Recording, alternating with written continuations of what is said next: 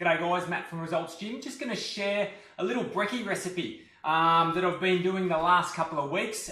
If like me that you're really time poor in the morning, I know me, have to get up at about 5:05 and I'm out the door at 5:10 in preparation to go set up for boot camp, all right, and get the first lot of people trained for the day. I just do not have time. Normally it was a piece of fruit, all the rest of it as I stepped out the door, but what I've realised is I'm not getting the protein, I'm not getting the rest of the carbohydrates, I'm not getting everything that I really need. So, I've tried this the last couple of weeks, it's worked really, really well for me. So yeah, I thought I'd share it with you guys as I was making it today.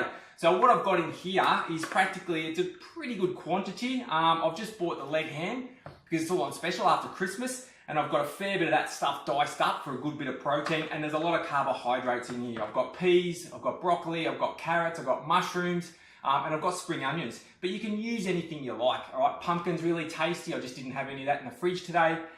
So all of those kind of things chucked in, okay, just mixed up. I do parboil the harder vegetables, all right, the carrots and the broccoli and those kind of things. Otherwise, they can be still quite crunchy even after you've cooked it. From there, guys, I just use a bit of a tin, whack a little bit of baking paper, all right? I pretty well go by flavour. I'm not a fussy cook. And then pretty well get all that stuff in. It doesn't have to look pretty, okay? You look at all these cooking shows, all right? Gaston and all the rest of them, and they make it all look pretty. Who really cares? My focus is how it tastes, and these taste absolutely delicious. A bit like Monday morning when I took the first one in a couple of weeks ago, and I left it on while I was setting up, and the crows went and picked at it. First morning, and the crows pretty well consumed it. I pat it down a little bit, guys. Just making sure it's all out of the sides a little bit, just so it cooks a little bit more evenly. Haven't lost anything down the sides. Pat it down a little bit, because what you'll find is when you put the eggs in, okay, it'll all pat down nicely. I've got a dozen eggs in the blender. It's up to you how many you use. I like to use a dozen, because when I chop this up, it's in about 8 squares, and I know I've got 1.5 eggs in every square. Obviously, if you don't give it a little bit of a season, it's probably not going to taste that great. So I'm nice and liberal with the pepper.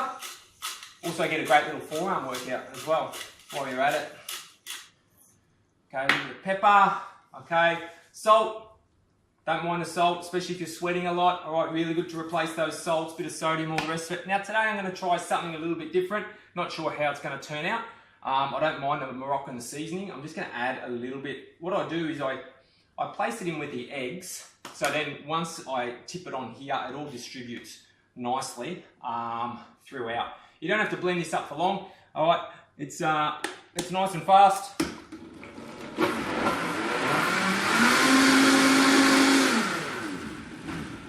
All right, that'll do. Okay, lid off, and after that, guys, pretty well just tip it on. Tip it on, distribute it. It'll just all sort of fold through, as you can see. It's just all floating through. I won't tip it up too much, otherwise it'll all end up on one end. Okay, and it's starting to fill up now. Now, as the eggs cook as well, the eggs will rise. You know, when you cook eggs, all right, they will swell up a little bit. Okay, give it a little bit of a shake around. Give it a little bit of a pat. Now, the last thing you want to do with this is destroy it by putting a layer of cheese or something on it. You don't need it, all right? This is a really healthy breakfast and hearty breakfast by the time you do it. And considering, depending on you know, next time you're having your meal, this will sustain you a lot better than, say, a breakfast cereal, toast, and all those kind of things. Righto, guys, time to get this into the oven. Oh, probably 160, 180 for however long it takes. I usually just, you know, stick a skewer in, see when it's cooked. It's usually about 30 minutes, 40 minutes. Just make sure the egg's cooked. Not too firm, because it will cook after you take it out. And then we'll rip it out shortly and see what it looks like. So we've got it out of the oven. As you can see, it's quite solid, it's quite firm. It's been resting for about 20 minutes, 40 minutes in the oven, 40, 45 minutes. It depends how thick that you do it. From there, pretty well I just simply take it straight out.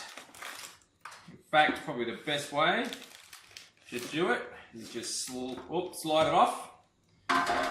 Once you're done, basically 8 pieces I normally chop it up into. So roll the sides down, cut it in half,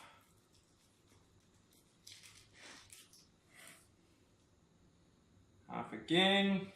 Right, because it makes a really good breakfast option, guys. Remember, once again, for those people that are really time poor, like myself, it's a really healthy breakfast. You can just glad wrap these up, keep them in the fridge. They'll keep for a week.